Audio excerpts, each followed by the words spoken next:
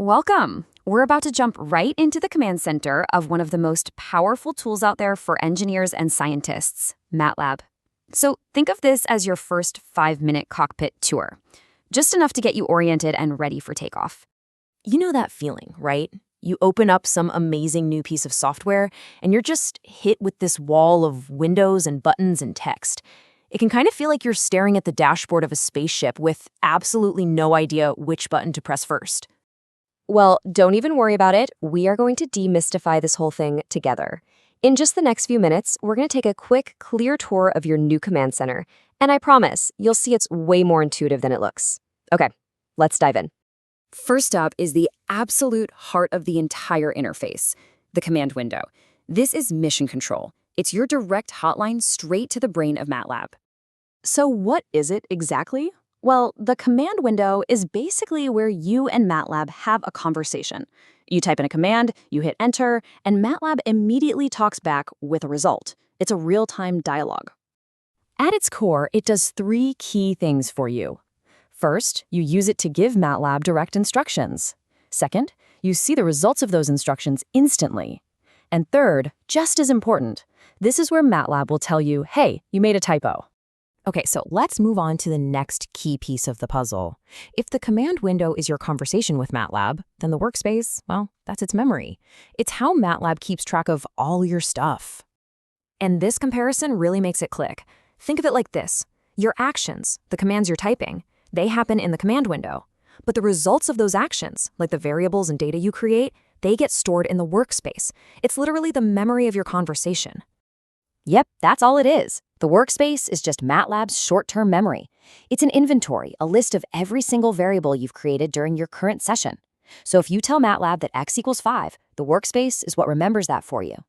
And with just a quick glance, the workspace gives you this nice, tidy list of all your active variables, the value that's currently stored inside each one, and even some extra details like its size and data type. It's super useful for keeping everything organized. All right, our last major stop on this tour is the current folder. The easiest way to think about this window is as your digital file cabinet. It's the bridge between what's happening inside MATLAB and the actual files on your computer. This window is pretty simple. It just shows you the contents of whatever folder you're working in on your computer.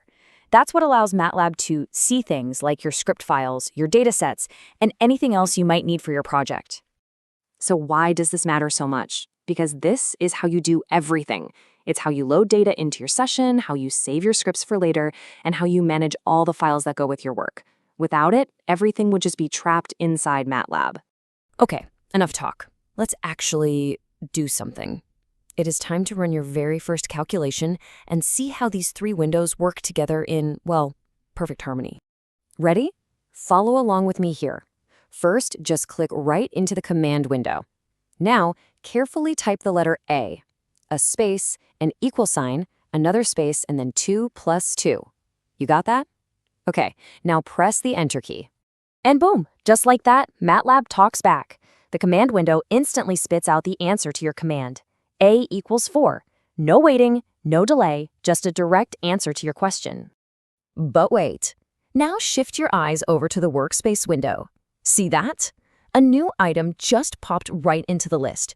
A variable, its name is A, and its value is listed as 4. The action you took in the command window was instantly remembered in the workspace. And this right here, this is the whole workflow in a nutshell. You command in the command window, MATLAB executes that command, and it stores the result in the workspace. They're a team, and they work in perfect sync. And that's it. You've just done it. You gave an instruction, you saw an immediate result, and you stored that information to use later. You have officially completed the fundamental loop of working in MATLAB. See? It really is that simple. The cockpit is now yours. The controls aren't a mystery anymore, and you get the basic flow of information. You are officially in the pilot seat. So the only question left is, what are you going to command first?